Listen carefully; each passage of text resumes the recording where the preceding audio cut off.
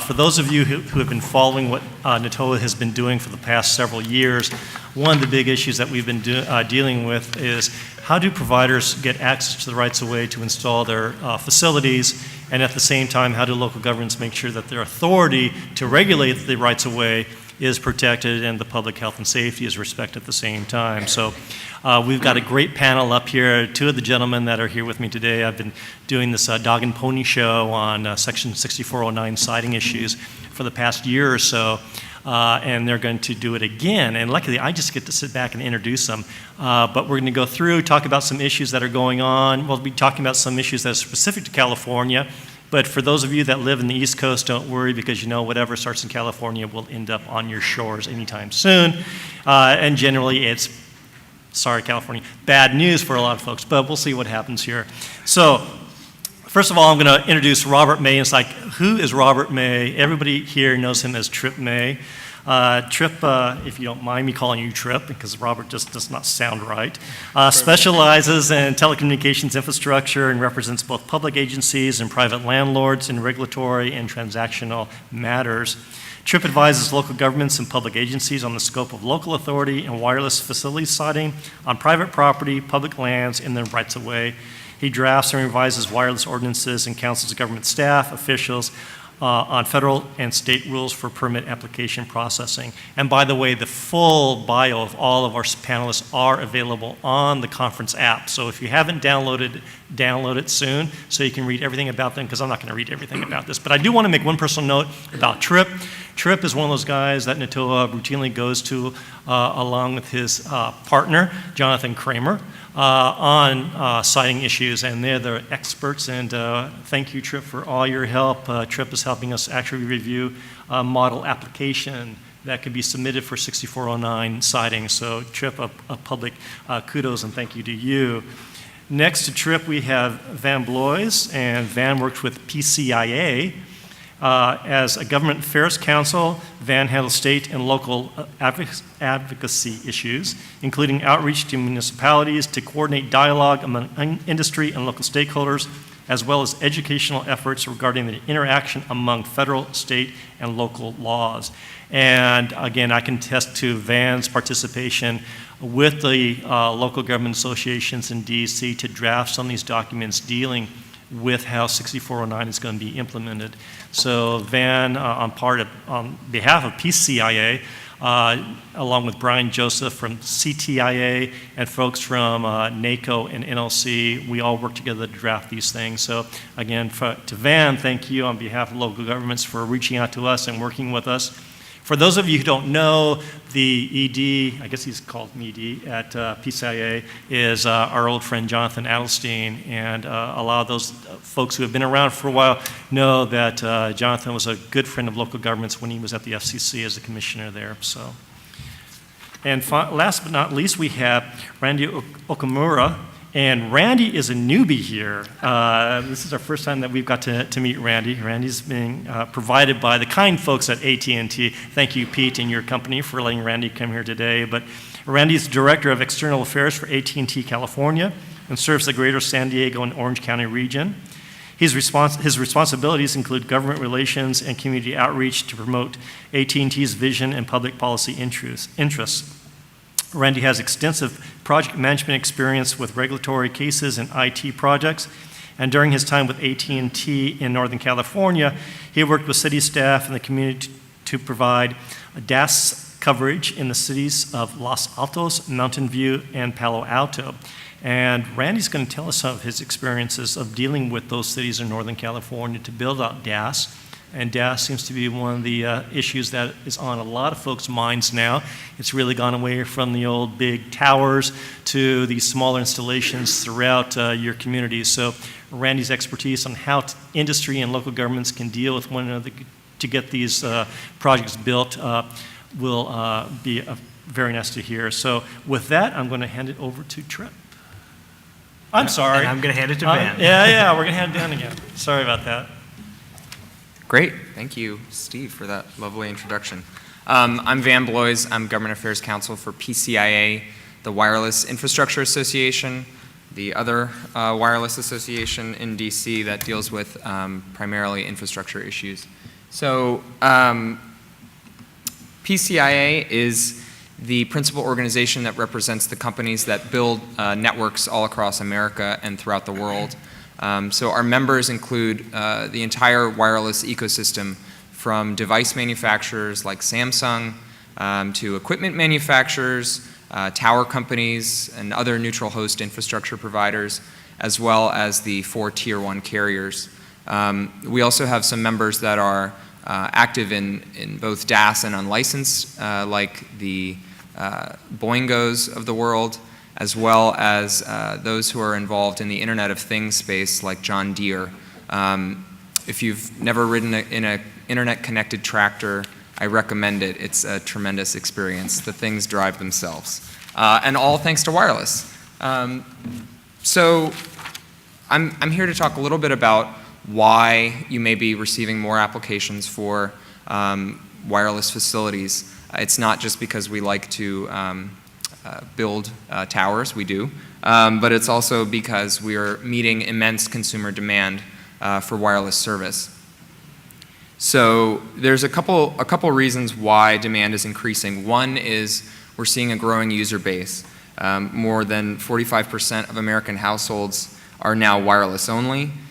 In just 2010, that was just 1/3 of American households, so that number is increasing rapidly. And more than half of all adults in the US own a data-hungry smartphone. Another reason is that the user base is not just one user. One user has multiple devices now. We've seen the Apple Watch. Folks have phones, they have tablets. Maybe folks are rushing out to buy the iPad Pro today. There are just more than one device that are wireless enabled per person. We're also seeing a shift from wired devices to wireless devices. That's evidenced by the cord cutting statistic, but also we expect that mobile data traffic will surpass wired data traffic in 3 years. And there's also new devices and applications. So if you think about the Internet of Things, and it's something that everybody in Washington likes to say because it's a great buzzword, but we're looking at, in 2 years, 60% of cars having some sort of internet capability. And video is going to be a big driver of data traffic over the next couple years. Cisco predicts that mobile video traffic is expected to grow 9-fold by 2019. And video is an extremely data-intensive application. For those of you who've accidentally streamed Netflix on your tablet while you're on a wireless connection, maybe you've seen how quickly you hit your data bucket. But it's something that uses a lot of data, and that puts a lot of stress on wireless networks.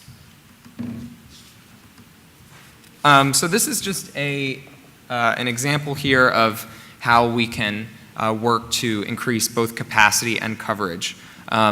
Steve mentioned small cells and DAS. This gives you a little bit of an idea of two of the primary uses of small cells and DAS in an existing network. So you've got the macro cells, which are still important, those being rooftop mounted antennas, building panel mounted antennas, towers. And then there may be gaps, or there may be areas where busy hour traffic is extremely taxing on a macro site, and there needs to be increased capacity. So you can overlay small cells in an existing area of macro site coverage to provide additional capacity in dense areas. There's also the ability to use small cells to fill in gaps where a macro cell either couldn't go or can't reach, that sort of thing. And these are often in the right of way. They're sometimes mounted on utility poles. They can be mounted on light stanchions on the sides of buildings. Their form factor is compact, and as a result, the signal strength is pretty targeted. So you're looking at a much smaller zone or radius of RF propagation than you would for a macro site. And the positive externalities of wireless are are tremendous. So one great benefit of wireless is increased economic activity. PCIA commissioned a study a few years ago that looked at projected wireless infrastructure investments over a 5-year period. And the companies that are in the infrastructure space, both carriers and neutral host providers, invest $34 to $36 billion per year. And this study looked at that investment, and it saw the result of $1.2 trillion in total economic development and 1.3 million net new jobs. So that's all of the things that wireless powers. It's the application economy. It's increased productivity and connectivity for users. Another benefit is improved public safety. So right now, the federal government is working on FirstNet, which is the First Responder Network Authority. It's going to be the nation's first interoperable broadband public safety network. And we're looking forward to its launch. It's something that was envisioned actually back in the 9/11 Commission report. And so it's been a long time coming, and it's going to be a tremendous resource for public safety folks throughout the country. Imagine being able to pull up building schematics on an iPad as you're a firefighter who's looking to ensure that you're entering the building in the most appropriate way. That's something that this network will enable. And it's not just the first responders that will benefit from better coverage, it's consumers, because the FCC estimates that 70% of emergency calls are placed on a wireless device. And so it's really important that folks are able to get that signal when they need it, where they need it.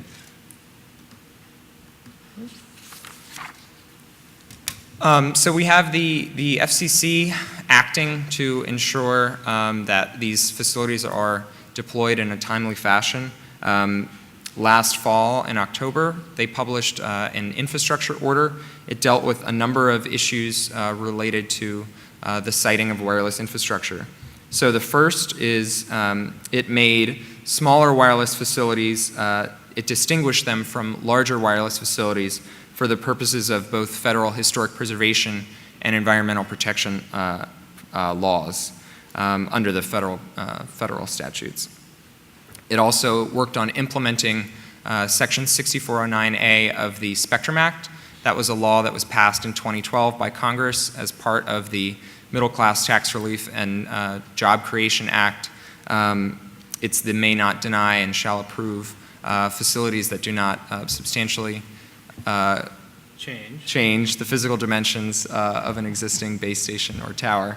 Thank you, Tripp. Very welcome. It also clarified certain provisions of Section 332C7 of the Telecommunications Act of '96, and it codified an interim waiver for deploying temporary towers that will be up for short periods of time for things like parties celebrating the Super Bowl, where you don't know who's going to win the Super Bowl and who's going to have the party.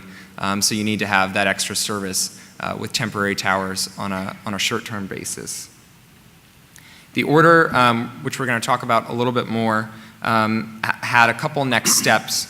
The first of which was a commitment by the industry associations, namely PCIA and CTIA, to work with local governments through their representative national associations like NTOA to implement the order with some materials that can help local governments both understand and integrate the requirements of the FCC into their practices. The other was to go further on streamlining historic preservation review for small wireless facilities, federal historic preservation review, and that's through a program alternative process, which we'll look at next.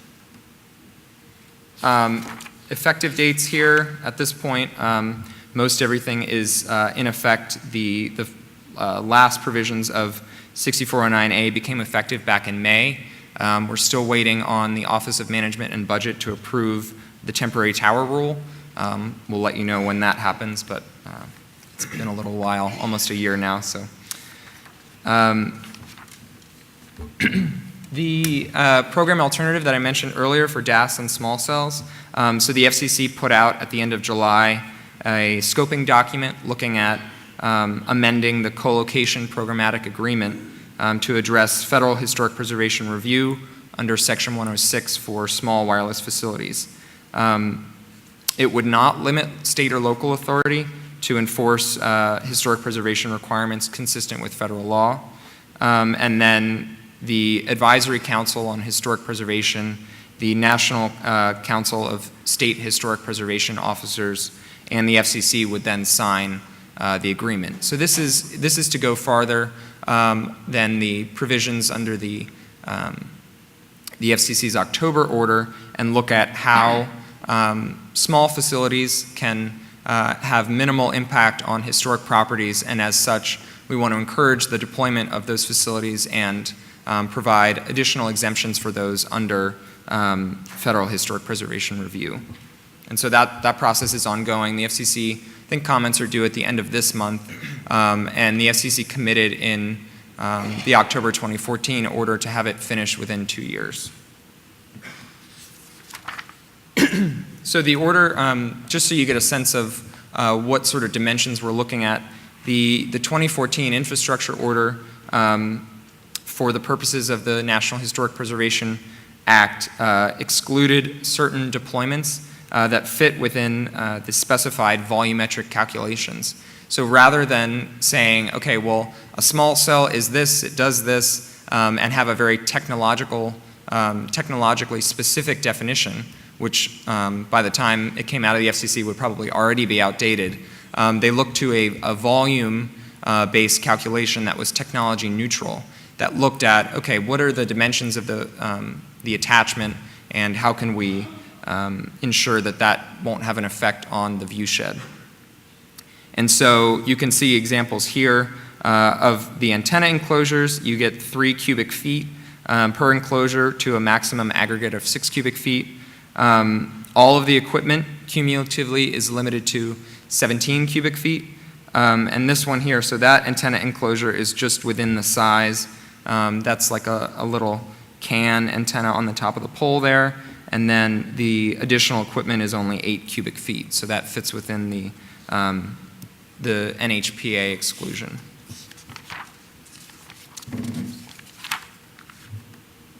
The other item was working with the representative national associations of state and local governments. So we set up this group in December of last year to look at what documents we could prepare that can help state and local governments implement the provisions of the order. And as Steve noted, it includes NLC, NACO, NTOA, CTIA, and PCIA. Actually, Gigi mentioned that this was, in her remarks, that this was something that the FCC encouraged. It was a commitment that came from Commissioner Clyburn to help folks without the resources or without a specific attorney on staff to understand and implement the 2014 order. We've also consulted with other relevant national associations like the American Planning Association, the American Public Works Association, as well as our members and other industry experts and consultants like Tripp. So the work product that we committed to, a checklist and a model ordinance chapter, those were both released back in March. Best practices used by jurisdictions that are able to review and approve applications in under 60 days. That's something that we're still working on. Webinars and contacts for educational assistance. As Steve mentioned, this is sort of a dog and pony show that we've been doing for about a year now, so this is something that's old hat. We've been on NLC webinars, we've been on NTOA webinars talking about these materials and the new order and how we can help folks implement that. And right now we're working on a model application, so we should have that out soon.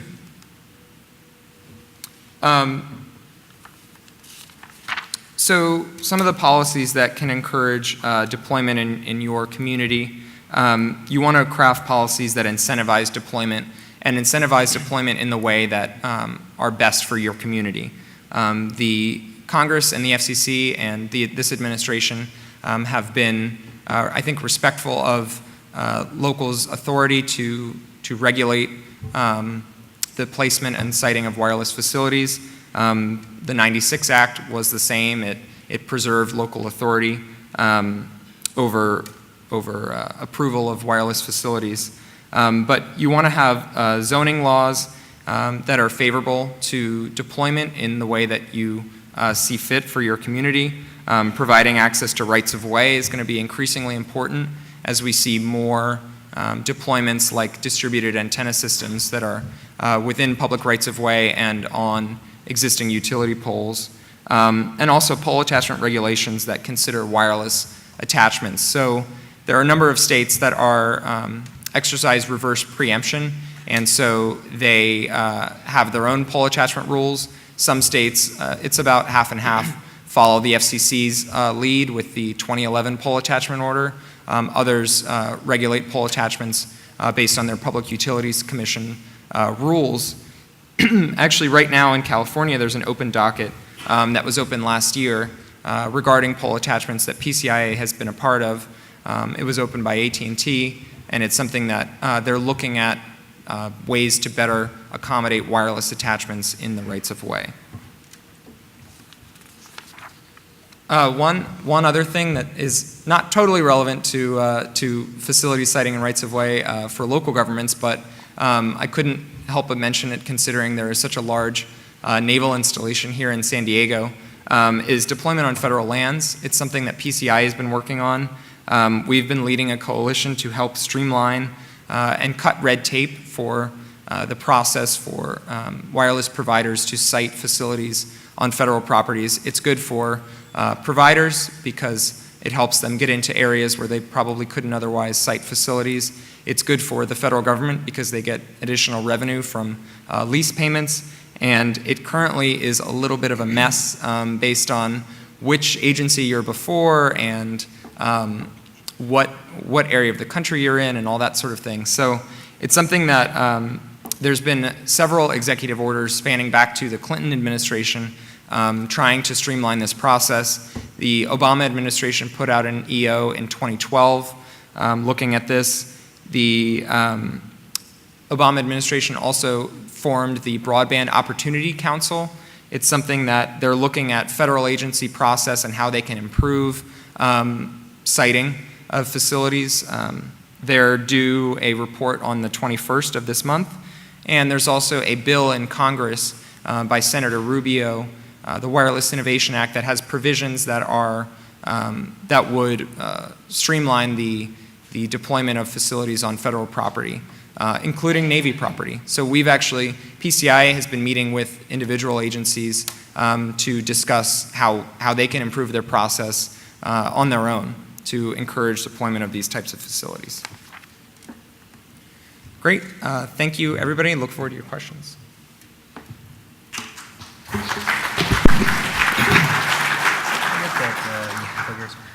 Thanks, Van.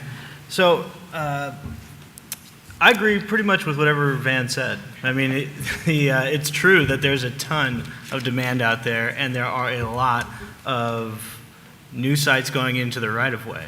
And I also agree that local governments need to draft their own ordinances in order to preserve whatever the local values they have, but it's very difficult.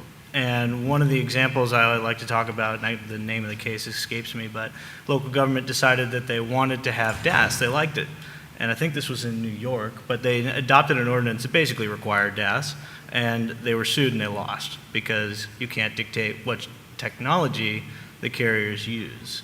And I think there was a mistaken assumption there that DAS is a supplement for wireless sites. It's really a complement, like Van said.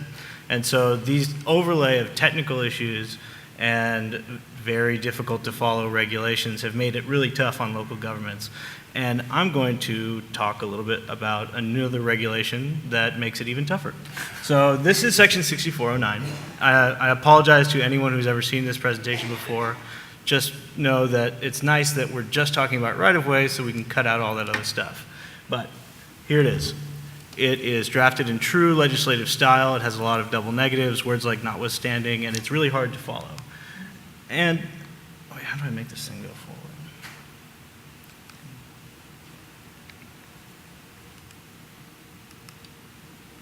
Well, Do you know how to work this? What is this one?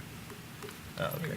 There we go. Just gotta push hard. There you go. And then in true bureaucratic style, the FCC took 147 words and turned it into 288 pages of even more difficult regulations to understand. Yeah, so 288 paragraphs, my mistake. I'm sorry. And it dealt with a wide range of issues, not just Section 6409, but the heart of it really was interpreting and implementing Section 6409A because it had a lot of undefined terms. It didn't have any procedural provisions, and it certainly didn't have any remedies, and so the FCC decided that it should have some. And it created a deemed granted remedy that is effective 60 days after an applicant submits a request for approval pursuant to these regulations. And so that'll become important when we get back to that particular regulation. But in order to translate that as best I can, I try to condense it down into exactly what you need to know in order to get your head around Section 6409A. And the crux of it is that state and local governments may not deny and shall approve any eligible facilities request so long as it doesn't substantially change the physical dimensions of that tower or base station that's being modified. And so you end up with a three-step analysis. First, was the application submitted for approval under 6409A? And we'll just assume that it was. And then if you do get one of those, you need to answer two questions. Is it an eligible facilities request? And if so, does it cause a substantial change? And in order to do that, we need to know what an eligible facilities request is. And to spare you the regulatory language, I'll condense it down again and say it's just any request to add or alter transmission equipment, another undefined term, at an existing tower or base station. So we're looking for transmission equipment. Don't worry about the technical definition. It pretty much means everything that you could find at a wireless site and certain things that you might not normally see there. And then we're looking to see if it's an existing site, which has a physical meaning, so is it really there? And it has a legal meaning, does it have all the permits that are required for it to be there? And is it a tower or a base station? And the only reason why that matters is because the standards and thresholds for substantial change are going to be different depending on what type of site it is. So the definition for a tower is any structure that was purpose-built to support FCC licensed or authorized equipment. You know, that's pretty straightforward. But a base station is a little different.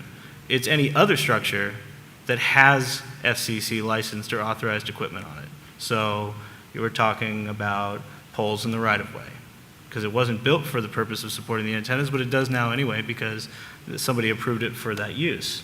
Or we're also talking about buildings. So the moment you put wireless equipment on a building, the whole thing becomes a base station.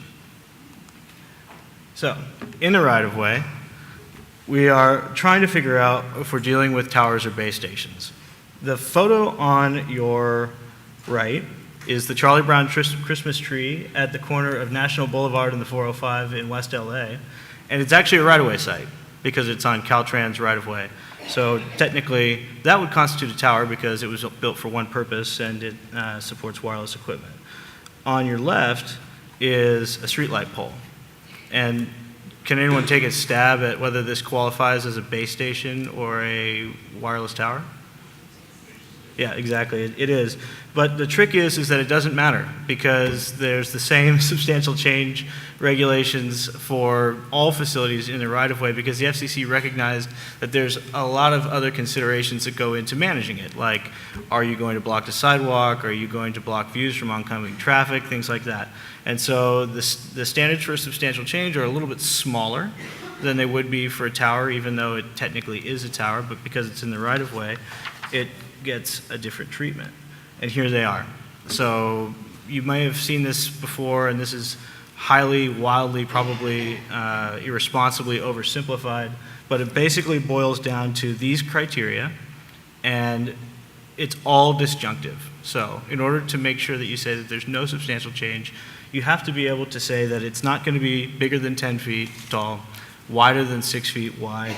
It's not going to violate any of these very complex equipment cabinet standards based upon whether it's on the ground or somewhere else. And we'll talk a little bit more about what an equipment cabinet is. It can't have any excavation outside of their leasehold area if they have one. Most right-of-way sites don't have one, so it's just proximity, but that's not defined. And it can't defeat the concealment elements, but we don't know what a concealment element is or what defeats it because that wasn't talked about in the order. And then it cannot violate any permit conditions unless, of course, the permit conditions are preempted by all the other standards we just talked about. So it seems like it's a straightforward objective analysis when you hear about the way it's sort of being streamlined and we're just looking at physical dimensions. But when you get into the nitty-gritty of it, it can be a little bit confusing.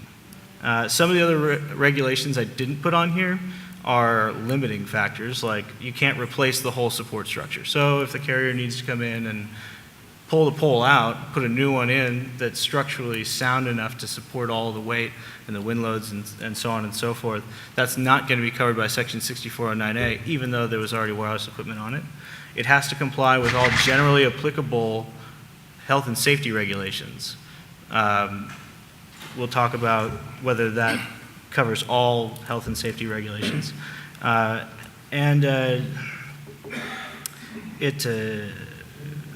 another one that's escaping me, but we're running out of time, so I'll skip ahead to what happens if you do not approve it in time. So the FCC created this deemed granted remedy, and it essentially is a timing issue. From the day the applicant submits an application, whether it's complete or not, the clock starts to run. And the local government can still deem it incomplete one time within the first 30 days. But after that, the clock continues to run, and by the time you get to the 60th day, if there's been no action, it's deemed approved by the operation of law. So, what does that mean? And the answer is, I don't know. No one told us what happens when it gets deemed approved. We don't necessarily know which approval is approved, although Commissioner Pai said that on day 60, when the government fails to act, the carrier can build on day 61. It's not entirely clear that the scope of whatever was approved includes the building permit and that the carrier is released of the obligation to go and get one, or an encroachment permit, since we're talking about the right-of-way. Those are questions we don't have answers to. One interesting thing about this type of rule is that it's determined by the applicant themselves. So if the applicant submits a request for approval that would fit within Section 6409A but doesn't actually request approval, then all of the deemed granted and time remedy procedural time limits don't apply. Section 6409A is still out there, and you still have to approve it, but it falls back to the original shot clock. It's sort of a weird procedural wrinkle I'm not quite sure the FCC knew about when they wrote the rules, but it's only triggered by when an applicant says, I'm submitting this for approval under Section 6409A. And that's actually created a nice safe harbor, because we just talked about how difficult it can be to figure out whether your project is or is not compliant with Section 6409A, not because you guys can't understand the rules, but the information is not always available to you. Permits get lost, the plans aren't detailed enough, we don't know exactly how big things are or when they were built because it's been there for a while. And so those borderline cases where you could spend a lot of time wasted trying to argue or whether Section 6409A applies, just go through your normal process. And the difference is if it's a modification to an existing site, only 30 days because you're still under the 90-day shot clock. So it's a weird wrinkle, but it actually might present a solution to some of the difficulties. And then we are left with the question of, if it doesn't conform to Section 6409A, what do you do then? Because if you deny the application, are you going to be violating the Telecom Act that says you cannot effectively prohibit wireless services? That is one of the reasons why local governments should probably amend their code, because when you're denying a Section 6409A application, what you're saying is not that they can't build it, that they're not going to get the regulatory treatment that these regulations provide. And so if you amend your code to deny without prejudice, say, all right, you're not going to be processed this way, but resubmit it as a discretionary application, you avoid any of those Telecom Act problems. But again, this is all sort of in flux. Local governments are just starting to deal with this now, because even though this came out in January, there really hasn't been any effort to clarify these issues. People are dealing with it on a case-by-case basis. For the rights of way, it raises even more unique problems, because as technologies advance and we move on to the Internet of Things, a lot of people who are not traditional wireless carriers but occupy space in the right-of-way are starting to use wireless equipment. So your Comcast, your cable telcos, smart meters for gas and electric companies, even municipalities are using wireless equipment to, figure out when the meter has expired to send somebody to write a ticket. So the overlay of state regulations that are applicable to cable companies and utility companies has created a lot of conflict with Section 6409A regulations, and local governments are trying to figure out how that works. I'll give you an example. Here in California, we've got General Order 131D, which was sort of an older order from the mid-90s that just said all local land use discretion over electric company facilities is preempted. And there can be consultation, but at the end of the day, if the electric company needs a facility for the provision of their services, they're going to get it. And there's a petition procedure if the local government wants to fight it, but the cards are stacked against them. The question is now that the gas and electric companies are deploying smart meters by right because local government authority is preempted, are all of those now base stations or towers in the right-of-way that are open to modification for Section 6409A? Again, not a clear answer to that question, but it has started to arise. Also, I'm going to skip over the equipment cabinet issue unless we want to get back to it with questions, but there are certain right-of-way management regulations that aren't necessarily objective. Like this is creating an obstruction, and the question is, well, at what degree of intrusiveness is the obstruction needed to be abrogated? There's a little bit of subjectivity in there. And so the question arises, well, can we deny a Section 6409A modification because it may obstruct the right-of-way when there's not a clear objective standard for when something is causing an obstruction? Again, not a clear answer, but local governments are having to work its way through it. And like Van said, there's also historic and scenic view preservation issues that really crop up in the right-of-way. We were talking before this about Mulholland Drive in going down to Malibu. It's a long, windy, twisty road, and all the carriers have their facilities probably every other utility pole, just going all the way from the top of the mountain down to the beach.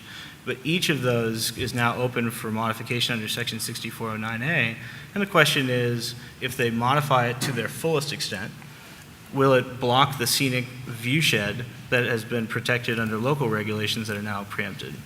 And I think that the concept of a programmatic agreement, like the one Van discussed, could be a useful tool.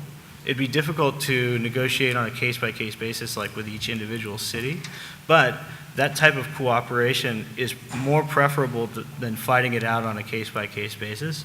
And so when we look at all these issues and all these questions that don't have answers, the best practice is, and the one that we've found to be the most effective at our firm, is to just bring everybody into one conference room and say, look at these problems.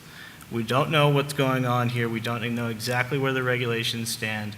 We know that your project is not necessarily objectionable. Maybe it could be modified to be a little bit more in line with our discretionary development standards.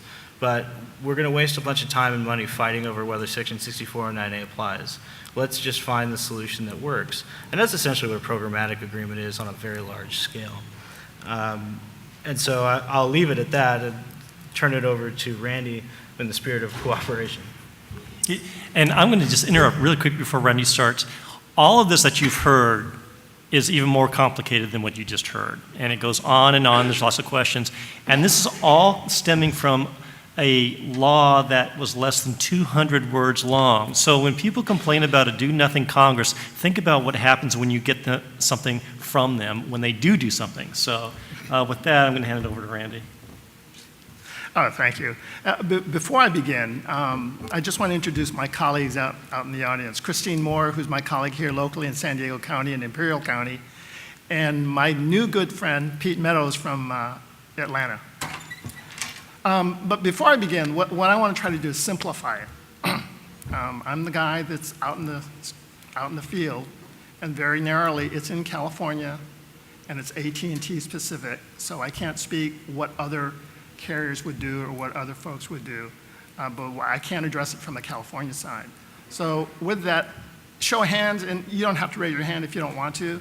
I'm just curious, how many folks in California are there in the audience? And then how many of you are in the community or planning end of the business, or the cities? And then any of the building inspectors? And so I'm taking, the other part is what? Policy, communication, that kind of stuff? All right. How many city attorneys are here? There we go. All right. So, first and foremost, I think Californians, at least the EA team in California, probably has every and any kind of story to tell. All the way from one city wanting a whole new lighting district in order for us to upgrade a facility, to a new library. So we've had to sit down with them, attorney to attorney, our attorney talking with their city attorneys that they can't discuss those kinds of issues. But about 3 or 4 years ago, I approached the city of Palo Alto, Los Altos, and Mountain View. For those who may or may not know the San Francisco Bay Area, those 3 cities are in the south part of the San Francisco Bay. They house Stanford University, Google, Facebook, et cetera. So the use was just going off the charts. Most of that area is suburban neighborhoods. No tall buildings, a lot of tall trees. So I sat down at the good graces of the city manager and every department head and explained what a macro site looks like, what a DAS might look like. And we had a very frank discussion as to how likely would the community support a macro site versus a distributed antenna site. And it was good, honest conversation. Palo Alto was a city that was unique enough that it owned its own municipal utility. So it owned the utility poles. So moving forward from that, and I'll cut to the chase real quick, we were successful in implementing a DAS. It's up and running today. But the first 2-3 years, we had to meet with the community over and over and over and over and over and over again. During the initial phases, we had at least every batch appealed by the Planning Commission. We went through the Planning Commission. Those that didn't want it appealed to the City Council. Then after the City Council upheld the findings of the Planning Commission twice, the appeals ended. But prior to that, the industry, not just AT&T, but the industry as well as the city had what we call the workshop. And I think some of you may be familiar with what workshops are, where the whole agenda was, how do we cover Palo Alto? What are the concerns that you have in terms of aesthetics, et cetera? And to show that even though they were interested parties, they invited fellow planners from surrounding cities. It just so happened Sunnyvale had someone, the city of Sunnyvale had someone that was real knowledgeable of what goes on. So the City Council, Planning Commission, everyone was in the meeting. So we had those kinds of discussion in terms of what goes on. We were, when I say we, AT&T, both our network folks as well as our external affairs folks, were in constant communication every step of the way. We only had the attorneys come in when there was an issue of interpreting what the meanings of certain laws were. And it was resulted that, okay, we had to change a couple of ordinances, so we had to go through that ordinance change process. First readings, second readings, public hearings, et cetera. So we went through those processes. And you know, even though it took 3 years out of most folks' life, for me personally, I thought that was a real good feather in my professional cap, in the sense that I bring that approach, as well as my other colleagues, we bring that approach when we approach cities on behalf of our internal clients. And in California, in fact, in most cities, AT&T might be your customer, it might be your provider, but we also have a landline legacy, so we have our network wireline people going to the desk almost every other month trying to get different kinds of projects. So we develop a relationship with the municipality, all the way from the city council, all the way on down to the people at the front desk. So while these policy folks talk to you about what you need to do up there, I think it's a very simple case of, as a carrier, if AT&T were to do this, we would contact city staff. We would sit down and we would talk through issues. Part of the thing that we do when we work with our contractors who actually go out to the cities is we manage the shot clock. We determine whether we need to suspend the shot clock, and we'll do that in conjunction with the municipality. In this case, when we're working Palo Alto is a smaller city relative to, Los Altos Hills is a smaller city relative to Palo Alto. A staffer was on vacation for a month. Didn't get to that point. The director of public works said, hey, we did this. So knowing to move forward, we just accommodated that and we just worked through the process. So there was no, there were no issues from that standpoint. So on behalf of my colleagues, who I think will echo what I say, is that we really believe that credibility and trust in our brand is very important to us. So we will sit down and work through those issues. And if we need to get the resources to help us move forward, we'll reach across the desk and get the appropriate attorneys to talk. And we'll go out to the communities as well. I mean, we're well-schooled in talking with the communities. We get to know the communities. We get to know who are the voices. And we also know what the general mood of the city is. And so that's what I would encourage moving forward, and I would share with my other colleagues across the country within AT&T and even with some industry players, is if you're going to go into community, go in with a plan. Start with a general plan. I think in California, most cities have a general plan. I don't know about the rest of the country, but that's where we have those conversations at the general plan level. What areas do we cover with a certain kind of technology? What area don't we? Within a city here up north in a county, the mayor stated, I want 100% coverage, and I've said that for 5 years. Why isn't there 500 or 100% coverage? So the industry players, they laid everything out on the table, and we'll see what happens. I'll just stop right there, but I'm more than happy to answer any questions that you might have about the process. And we are going to open this. We are going to open this up for questions, folks. We want to find out what you guys are thinking about. One of the reasons why we keep having these panels on wireless siting is like, why should we really care? Is it an ongoing issue? Hasn't the FCC taken care of it? So forth and so on. During the lunch hour, you would have heard Gigi talk about the Connect American Fund distributions that have been made, $1.5 million a year for the next 6 years. One of the things that she did not touch on, however, was a statement that Chairman Wheeler made when those funds were announced, is that it basically said, and by the way, I'll paraphrase, but state and local governments, you better not stand in the way of a fast deployment of these new services, especially to rural communities.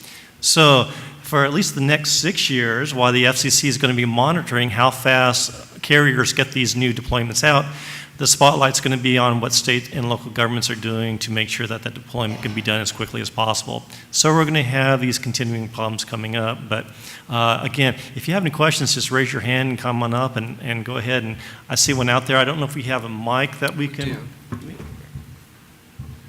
It's okay. I can. Can you yell? Yeah, Frank DeJoy, Engineering Associates. My question is about the Palo Alto gas system. How big was the system? And what were there any structural or aesthetic issues that it imposed, and how were they mitigated? Yeah, so I think Palo Alto, I can only speak in terms of nodes, and for some reason the term 96 nodes comes to mind. And by the way, we did do it through a master agreement. And yes, there were some aesthetic issues.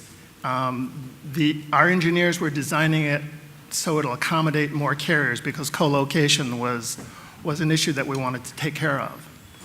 In order to accommodate more than one carrier, one or more carriers, we had to do what they call 2 antennas at the end on top of the pole.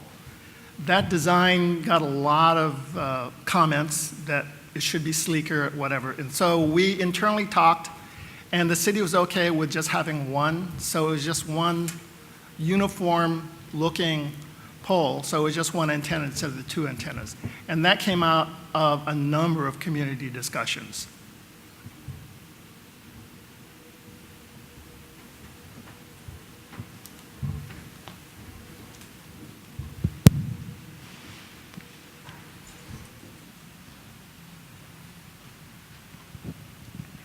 Tom Garrison from Eagan, Minnesota.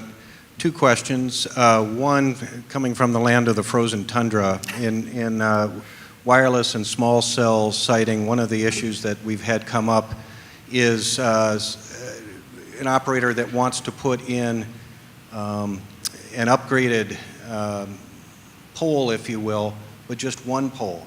And if that thing were to go down in the middle of winter, those folks are out of service. And so, you know, the reasonableness test of, hey, you got to have a second backup pole in case that happens so you can replace it. So that's thing one. Thing two is there anything that the wireless industry can do?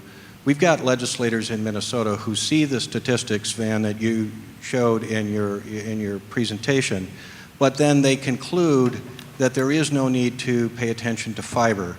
When you know, and I know, that you need to, whether it's small cell, whether it's wireless, you want to offload to fiber just as quickly as you can so that you can continue to have those higher speeds. Comments on that? I can take that first question. So it's funny, I just finished working with a city in Alaska who was probably the second person that wanted more towers in their communities rather than fewer of them. But the towers are built to fairly stringent engineering standards, and even though, to my knowledge, the FCC has not had an effective backup order, like I remember the Katrina order, that they have backup power. Well, they don't have any rules in place to require carriers to have redundant towers or backup power, but the carriers build it themselves anyway, because it's not in their interest to have these towers go down either. They'll lose a lot of money on a daily basis when it goes down. So one thing you can do to encourage them to build more resilient facilities is to streamline your process for backup power, streamline your process in locations where you think that the tower would be appropriate, so that you kind of encourage them, kind of giving the carrot to go out and build those facilities, because if there's a demand and there's a need, it will be filled. Yeah, our members run into issues similar to that, where a locality says, okay, we want redundant and reliable and resilient facilities, but you can't have a generator, and we don't like the way that microwave backhaul dish looks, so we don't want that on the tower. And then, when push comes to shove, you see that could have helped if there was an outage. So that is, I'll echo Tripp's point. You want to make sure that you're encouraging the deployment of those resiliency features rather than stymieing them over noise or aesthetic concerns, because they are important. Excuse me, it was a question about fiber or backup generators. The two questions. The second question was about fiber. We have some legislators who conclude it's all about wireless. I don't need to worry about fiber deployments, and those two issues are really interconnected. Oh, okay. So it's fiber instead of wireless? Is that what I'm hearing? Oh, the backhaul. Okay. I'm not the technical person, but my guess is all our folks are backed up with fiber. Fiber is, we have members that just deploy fiber, and we're the Wireless Infrastructure Association. Fiber is key for our members.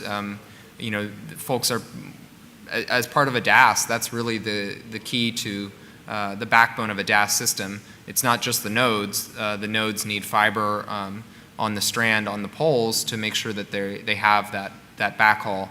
And it's, as carriers upgrade to LTE equipment on towers, it's equally important that there's fiber to the tower. So are they state legislators that say that? Yeah, I would disagree. I think that fiber is as much an important component of wireless as it is to wired broadband. I'm suggesting making that part of the presentation because they don't get that. Cool, thank you. Real quick question or comment about generators. We've experienced generators being stolen from sites. So we've created a situation where we figure out where we can store the generators. So if something were to happen, they can go out. In the fires that we had here, 2 years ago, we had the fires here in San Diego, we had 4 or 5 towers get consumed. But we were able to move in very, very quickly to restore those kinds of sites. And the only places that we weren't allowed to restore, that was in Camp Pendleton because of security reasons. So those sites were left, even though we tried to get permission every day, every hour to get in there, we were denied because of security reasons. And okay, I'm not there to argue that.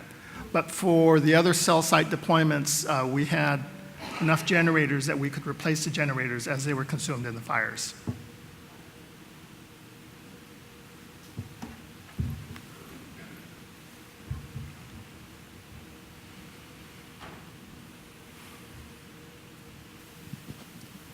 Ken Fellman from Colorado. Van, I want to thank PCIA and your colleagues in the industry for working with us on the model. And, you know, part of the education process, which you guys have been real active with the local government associations and doing, is we have members who are outliers. The industry has members who are outliers and create some hurdles for each side.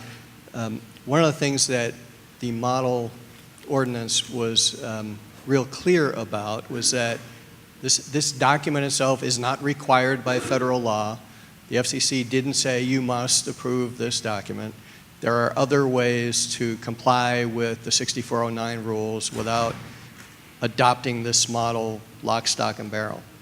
And I've seen a couple of them, not a lot, but again, this is just to help further the educational process of some representatives in the industry seeing even a minor change to the model and then coming in and saying to city staff, you know, you can't do this. This is the document that was prepared in response to the FCC order, and if you change it, you will not be consistent with the FCC order. So I will tell you, and I only speak for myself and for my clients, when we're working on it, my advice is to the extent we can stick to this thing as closely as possible, let's do that because the industry is comfortable with this. But if you need to make changes, then we need to talk about how to do it where it's still consistent with the new federal rules. And, you know, again, I'm not suggesting this is a huge problem, but it is, I think, as part of our continuing educational effort and, you know, something that we can all work on to make sure folks know the issue. If there's a change can be okay.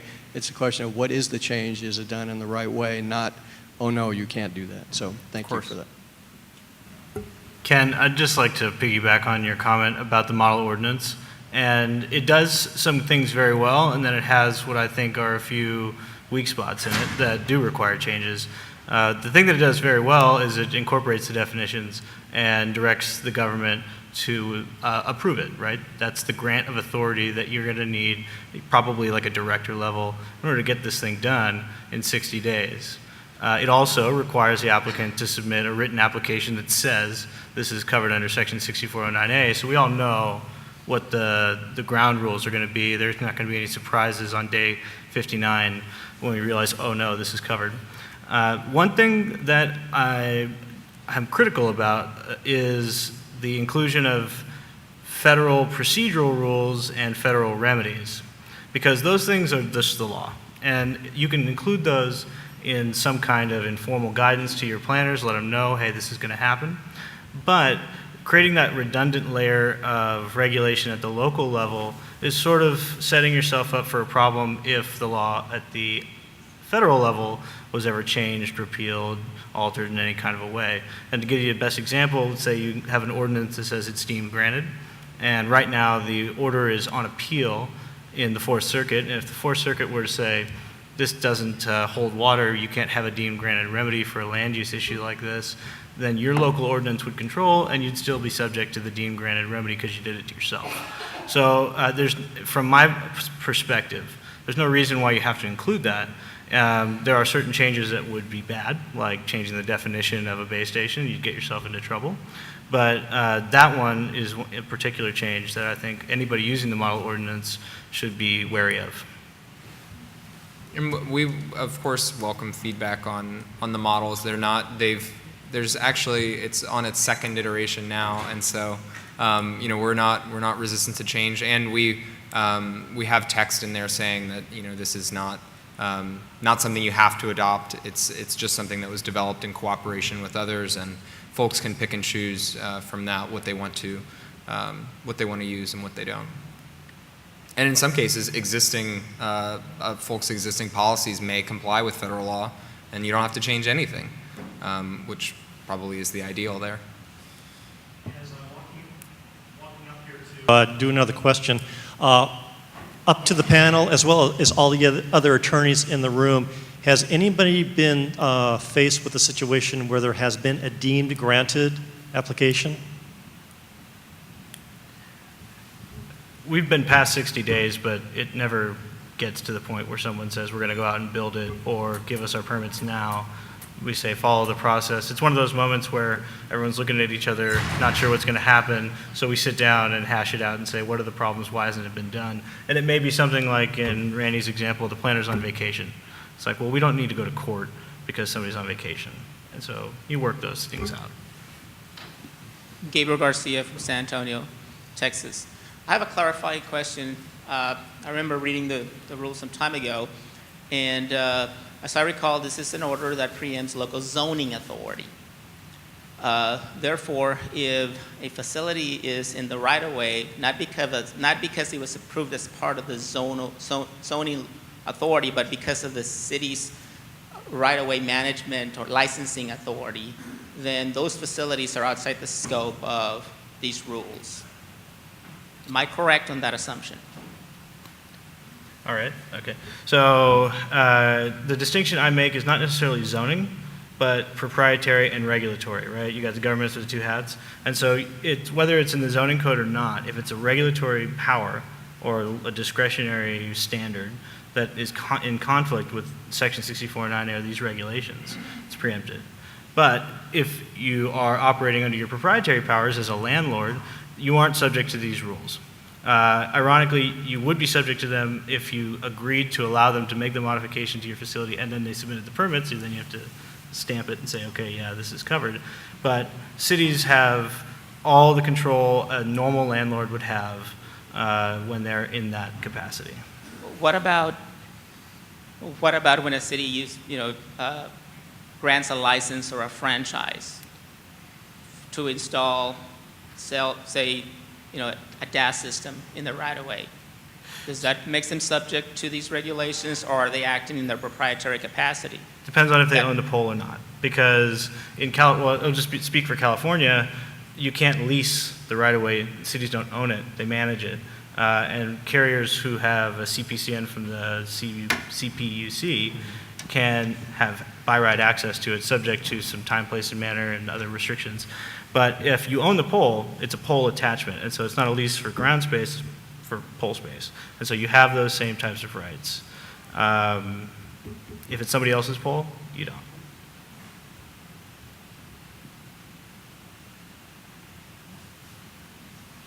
Anyone else?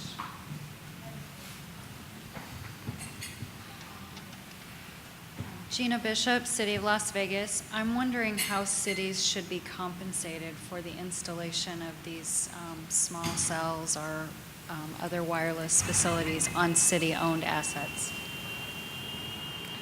Well, with money usually, but but there are alternatives, right? In certain situations, I'll give you an example. So, coastal city in California. Carrier wants to build a small cell installation inside of a parking structure next to a big tourist pier, right? We actually did that deal for no money, and instead the carrier had an obligation to serve, because in that case the wireless network would let the parking meter people know when the meters had expired inside the structure, so the city was generating revenue that way. The carrier also gave them a couple of lines of dark fiber so that they would support an intranet inside of the government, and they gave them some radios for the police station to use. So there are non-pecuniary ways of cutting a deal that's mutually beneficial, but money always works too. And in Palo Alto, because they own the utility, they were compensated for use of top of the pole. I think that was a subject of a proceeding in California, and I don't know the outcome of that. So the value did differ. Palo Alto came up with a pretty reasonable rate, but then when we went to our commercial provider, our friends over at Pacific Gas and Electric, they wanted a little more. So that became a subject of an assembly discussion, and I think the FCC did weigh in. Correct me if I'm wrong. Yeah, so it doesn't come to me off the top of my head, but California is a state that exercises reverse preemption. So California, the CPUC has their own, they regulate polls, and so they can have their own rate schedule for how, what poll attachment agreements look like. I'm not sure if Nevada is an FCC state or a reverse preemption state, but if it's an FCC state, that means that they adhere to the FCC's 2011 poll attachment order, which sets rates, timing, and access for poll attachments. So that would have, you'd either have the rate from Nevada's Public Utilities Commission, or you'd have the FCC's rate. A lot of times they're very similar, but specifically for poll attachments, that would dictate the rate. And with that, I'm just going to sum up a couple things for folks, because we've done these presentations before. NATOA generally talks about citing issues several times during the year on e-NATOAs. We always have a session here at our conference on these things. I think one thing I've taken away from a lot of these conversations, and I've heard this from providers, the cable, the tower builders, local governments, the pre-application, or however you want to word it, meetings between the provider who's going to come in, the contractor, the city, the people that are going to be involved in this, it really seems to pay some heavy dividends. Tripp, you indicated that you bring people into the room and sit down and figure out what do we want and how are we going to get there. Is that? Yeah, the real benefit of it is that it happens before the shot clock starts to tick, before the application is submitted. So from the city's perspective, they get sort of a first bite at the apple. And from the applicant's perspective, they get a chance to bring their materials in and know, what am I missing, so that we don't have to go through so many incomplete notices. That way, when you actually do get to submittal, the process tends to move a little bit smoother. It's in none of our members' interest just to drop 5 applications at 4:30 on a Friday under the window at the permitting authority. I think that a lot of our members exercise the good best practice of having those pre-application meetings, and I think they're invaluable. In California, we've already engaged with communities that we think we're going to do small cells, not DAS, but small cells. And we're making determinations. I know another carrier is doing the same with cities or approaching the cities. This is what we have in mind. And a lot of times, ordinance changes do come in mind. So we've been asked as part of industry players to attend and participate in ordinances. There's a couple that's going on right now in Orange County, and Orange County itself is going through an ordinance change. And to Vaughn's point, all of a sudden, the ordinance was designed for carriers like AT&T, Verizon, Sprint, T-Mobile, but now you're having the local gas and electric company come in and talking about those kinds of issues. And so it's kind of created more of a dispersed conversation, but every now and then we have to kind of bring everybody back in and talk about what the ordinances, why the ordinances are there. So it's far from being completed, but it's an ongoing process.